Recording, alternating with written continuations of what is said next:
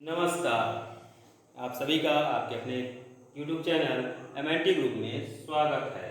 आज हम पढ़ने जा रहे हैं math class 10 exercise 2.2। First question हमने लास्ट वीडियो में पढ़ा था। आज सेकंड क्वेश्चन पढ़ेंगे। Find a quadratic polynomial is with the given number as the sum and product of its zero respectively। तो यहाँ एक वर्ड है रिस्पेक्टिवली। रिस्पेक्टिवली का मतलब है same as order. First one is for first and second one is for second. तो यहाँ पर आया है, आप देख पा रहे हैं सम। तो ये क्या है? सम है। और ये क्या होगा? प्रोडक्ट होगा। किसका सम और प्रोडक्ट? इन जीरोस का। ठीक है, तो हमें सम और प्रोडक्ट दिए गए हैं। इसके हेल्प से हमें क्वाड्रेटिक इक्वेशन बनाना है इस क्वेश्चन में। तो चलिए करते हैं एक एक करके।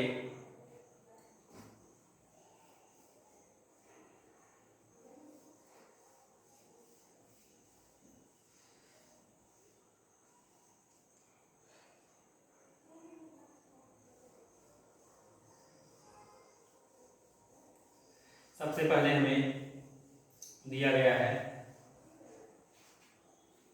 तो जो गिवन है वो इसे लिखेंगे फर्स्ट के लिए। Given that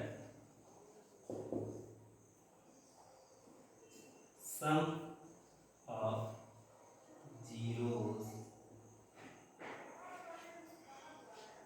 equal to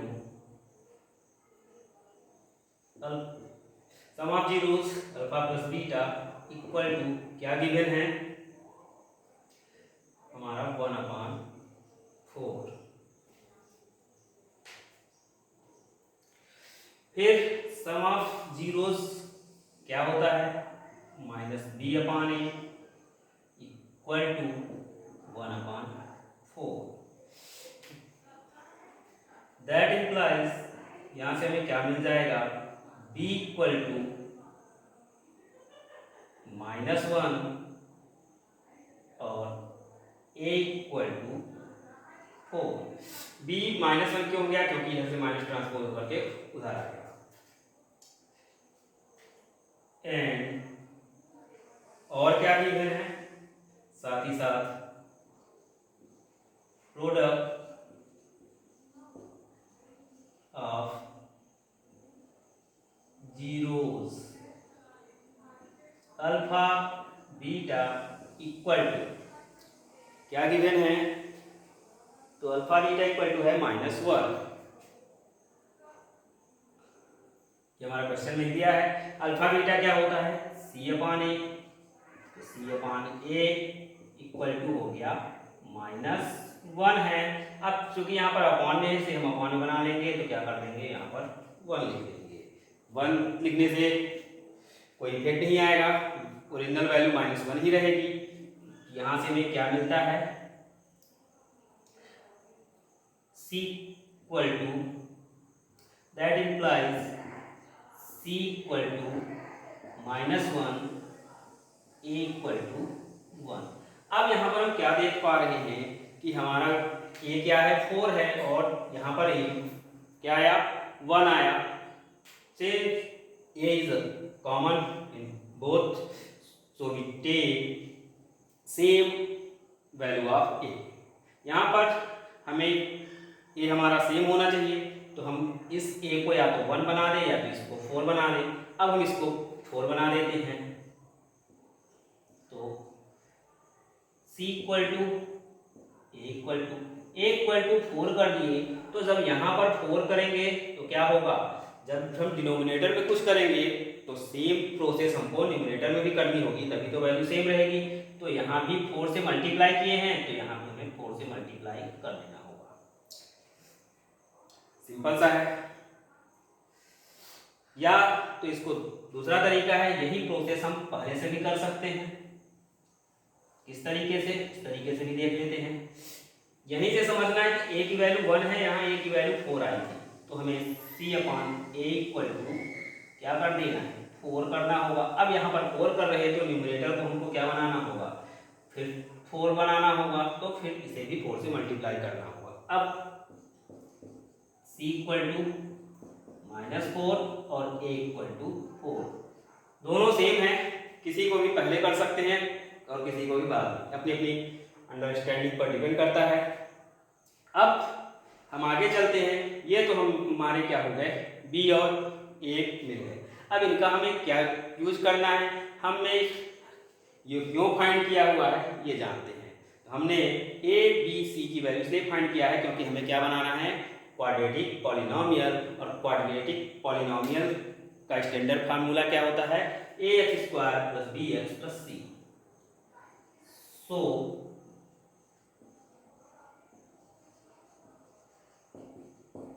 quadratic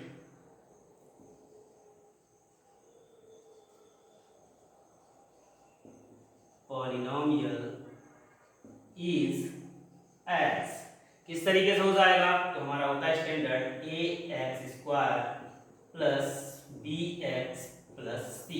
अब हम यहाँ पर a b और c की वैल्यू पुट करेंगे। तो a क्या है, 4 है तो 4 लिख दिया, x स्क्वायर तो x स्क्वायर प्लस b क्या है, -1 है तो -1 लिख दिया, फिर x आ गया।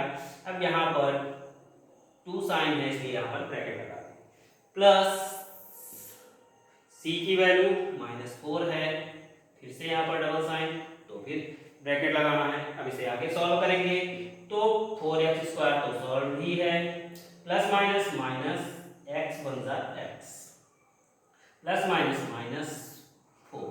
ये हमारा हो गया क्वाड्रेटिक पॉलिनोमियल, जो कि बहुत ही आसानी से हम लोगों ने फाइंड कर लिया है। अब हम सेकंड पार्ट की ओर चलते हैं।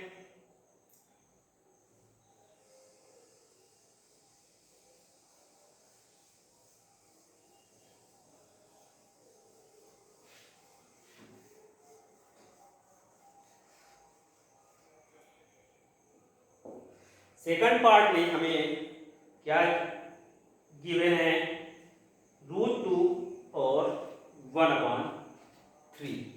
क्या क्या हमारे हैं, √2 और 1/3। तो फर्स्ट दैट मीन्स √2 क्या होगा, सम होगा, क्योंकि रिस्पेक्टिवली लिखा था। यहाँ पर हम अपने से किसी को ऐसे चूज नहीं कर सकते कि ये सम होगा ये प्रोडक्ट होगा, क्वेश्चन में क्लियरली लिखा हुआ है। तो sum of zeros alpha plus beta equal to √2 alpha beta minus b upon a √2। अब यहाँ पर अपॉन में कुछ नहीं है तो 1 लिख देंगे। यहाँ से हमें क्या मिल जाएगा, दैट इंप्लाइज b की वैल्यू मिल रही है -√2 और a की वैल्यू मिल रही है 1। अब चलेंगे प्रोडक्ट से भी फाइंड करेंगे a और c की वैल्यू।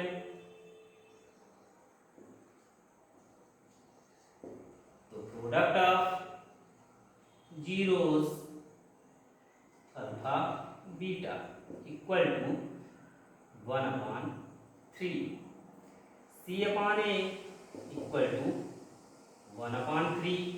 फिर से यहाँ पर 1 है और यहाँ पर 3 है, तो इसे हमको क्या करना होगा, 3 बनाना होगा। तो इस बार 3 से मल्टीप्लाई करना होगा या तो इसे डिवाइड करना होगा। डिवाइड करेंगे तो c की वैल्यू 1/3 आएगी और फिर उस तरीके से। तो हमें इसको मल्टीप्लाई करना ज़्यादा इजी होगा, क्यों होगा वो आगे मैं बताता हूँ। तो यहाँ पर हम कर लेते हैं, that implies b equal to -3 √2 a equal to 3। यहाँ से मिल जाएगा हमें c इक्वल टू 1 और a इक्वल टू 3। अब हमारा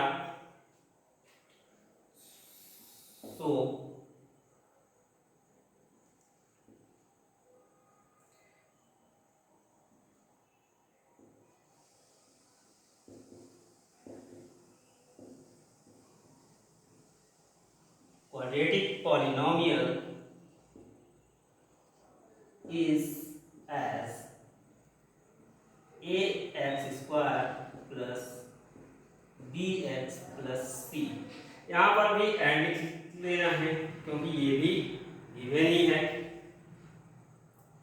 ax square plus bx plus c put करेंगे a की वैल्यू, तो क्या है की वैल्यू 3 है, 3x स्क्वायर प्लस b की value minus 3 root 2x, bracket लगा लें, प्लस c 1। आगे सॉल्व किया, 3x square minus 3 root 2x plus 1। अब मैंने बोला था अगर हम यहाँ पर डिवाइड कर देते हैं तो कैसे होगा, इसको भी समझ लेते हैं। ये हमारा कंप्लीट हो चुका है। अब अगर हम डिवाइड कर देते तो हमारा क्या हो जाता, b आता माइनस रूट 2, ये होता 1 जो पहले आया था, इसके अकॉर्डिंग आ जाता c डिवाइड करते तो 1/3 हो जाता और a हमारा 1 रहता है। यहां से वैल्यू सेम मिलेगी। तो अब इसमें वैल्यू पुट करनी थी, तो ax square plus bx plus c, तो a की वैल्यू 1 है तो 1x स्क्वायर प्लस b की value root 2x plus 1/3। 1x square या x स्क्वायर करें एक ही बात है, तो x square plus root 2x plus 1/3। तो इस तरीके से हम दोनों तरीके से कर सकते हैं, मल्टीप्लाई या डिवाइड। तो जो आपको इजी लगे वो चूज कर सकते हैं, पर हमें ये ध्यान रखना होगा कि a हमारा सेम होना चाहिए। क्यों? क्योंकि a ही कॉमन है, दोनों में a है, इसलिए हमेशा a की वैल्यू सेम होनी चाहिए। चलते हैं थर्ड पार्ट की ओर।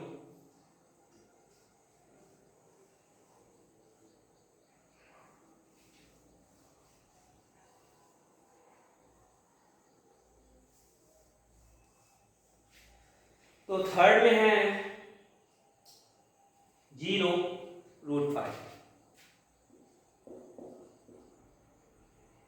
हमारे यहां पर सम दिया है 0 और प्रोडक्ट है रूट 5, तो लिख देते हैं sum of zeros alpha plus beta equal to क्या हो जाएगा 0 alpha plus beta, that means minus b/a equal to 0/1 कर लेते हैं इसको। b की वैल्यू क्या आ जाएगी 0 आएगी। अब 0 निगेटिव हो या पॉजिटिव कोई इफेक्ट नहीं होता है, 0 0 ही रहेगा, पॉजिटिव निगेटिव से कोई मतलब नहीं है। a equal to 1। Now in product of zeros alpha beta equal to root 5, c/a equal to root 5/1 कर लेंगे। दैट इम्प्लाइज यहाँ से हमें c मिल रहा है रूट 5 और a मिल रहा है 1। अब हमारा a सेम है, इसलिए यहाँ पर हमें कुछ मल्टीप्लाई डिवाइड करने की जरूरत नहीं है। सो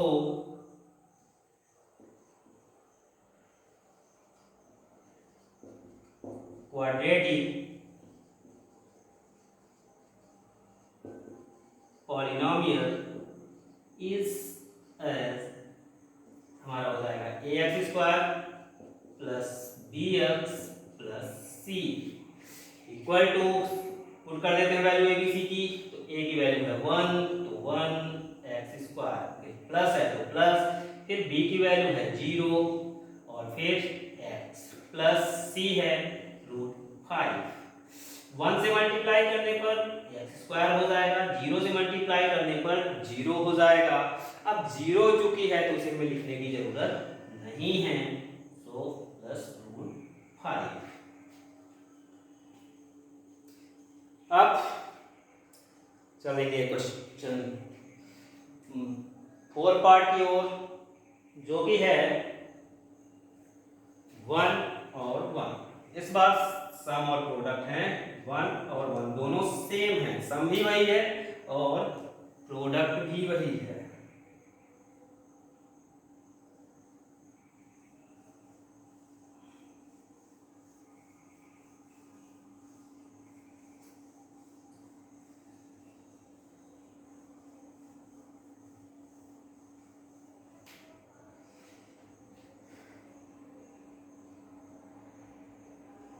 तो sum of zeros alpha plus beta equal to 1। Alpha plus beta क्या होता है? Minus b upon A equal to 1 upon 1 कर लेंगे, जैसे बाकी क्वेश्चनों में किए हैं। अब यहां से हमें b की वैल्यू क्या मिल रही है? 1, लेकिन ये निगेटिव है, इधर पॉजिटिव किया, इसकी साइन चेंज कर देंगे और a equal to 1 and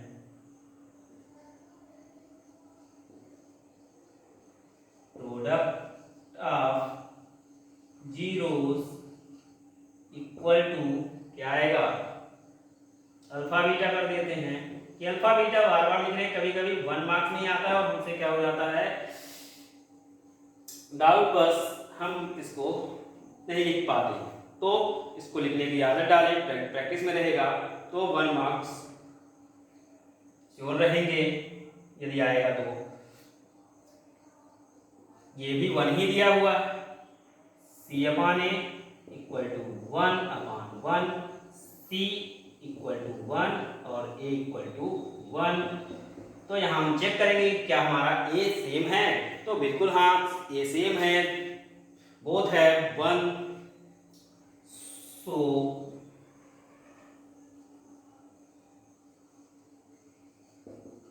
quadratic polynomial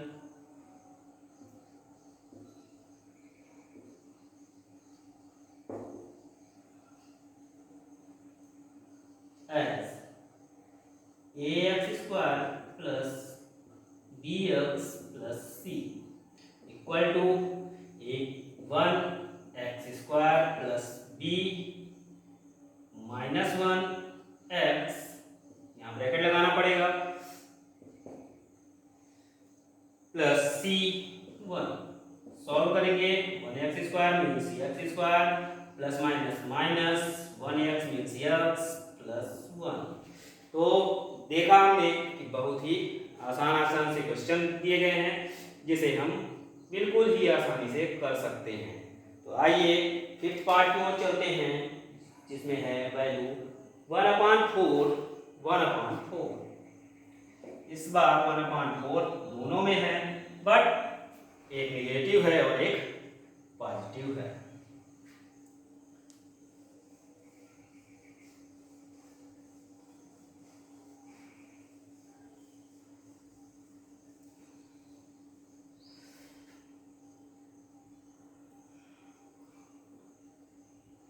तो हमें sum of zeros alpha plus beta equal to दिया गया है -1/4। तो क्या हो जाएगा? अल्फा प्लस बीटा है means minus b upon a की वैल्यू दी गई है -1/4। That implies b equal to, अभी तक हमने क्या किया था? माइनस बी की साइन चेंज की थी, इसलिए इधर की साइन चेंज कर देते थे, तो इस बार निगेटिव है तो क्या हो जाएगा? पॉजिटिव हो जाएगा। और a की वैल्यू में कोई साइन चेंज नहीं कर रहे हैं, इसलिए यहाँ कोई साइन चेंज नहीं कर रहे।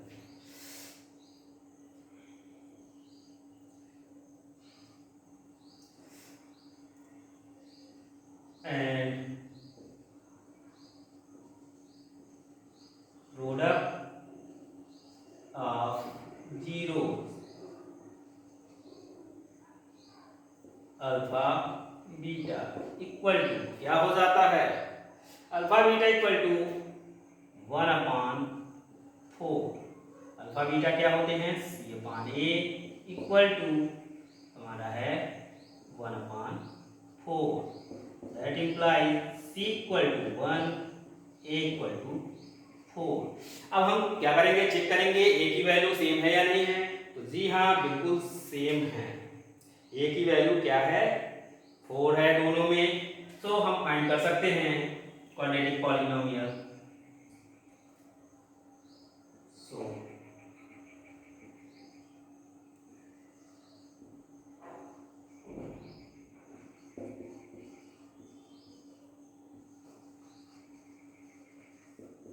polynomial as ax square plus bx plus c equal to ax, that means 4x square plus b means 1x plus c 1।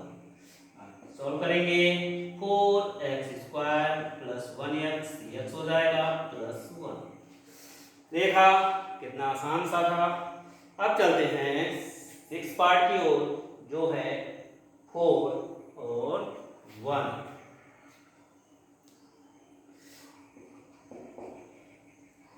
इस बार हमें सम दिया गया है 4 और प्रोडक्ट दिया गया है 1।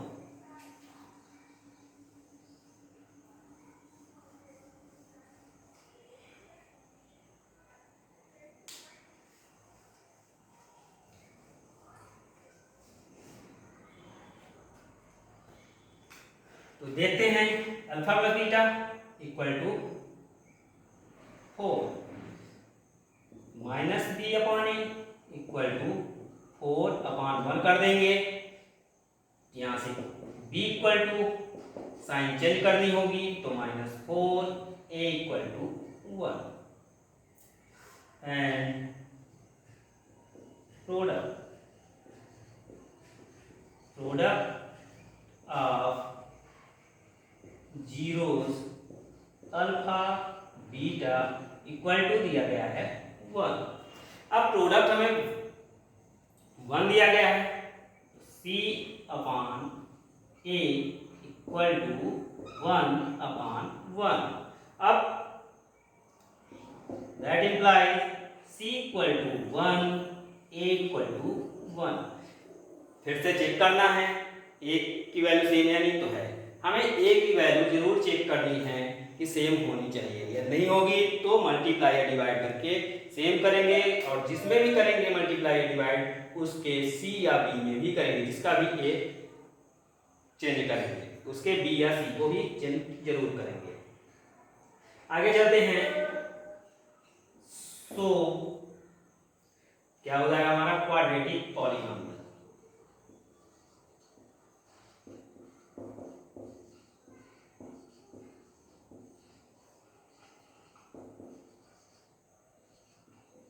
is as ax square plus bx plus c equal to a की वैल्यू है 1, तो 1x स्क्वायर प्लस b हमारा है -4, तो -4। अब यहाँ पर 2 साइंस है, इसलिए क्या होगा, ब्रैकेट लगाना होगा, x प्लस c की वैल्यू है 1।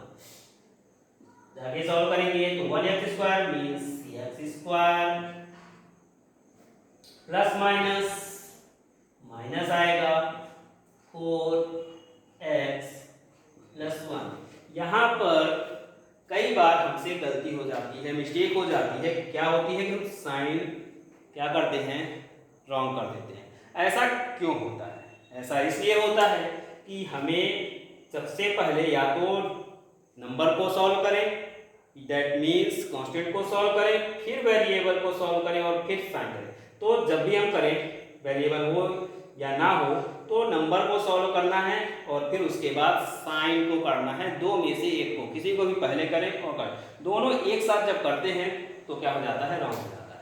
तो ऐसा एक साथ किसको नहीं करना है, जिसका बार बार रॉन्ग होता है वो अलग अलग करें और दोनों को करें, और जिसका एक साथ होता है वो एक साथ ही करें, क्योंकि इससे और टाइम वेस्ट होगा। और फिर जब हमने सीख लिया है तो फिर ऐसा करने की कोई जरूरत नहीं है। तो ये हमारा था 6 नंबर। अब उम्मीद करते हैं आप सबको अच्छे से समझ में आया होगा और इसे समझने का प्रयास करेंगे और साथ ही साथ दूसरों को भी समझाने का प्रयास करेंगे। इसके लिए आपको क्या करना होगा, आपके जो भी परिचित हैं, घर में हो, पड़ोस में हो या रिलेटिव्स हो, उन सभी को ये वीडियो दिखाकर शेयर करके उनको सहयोग प्रदान करें। धन्यवाद। आपका दिन शुभ हो।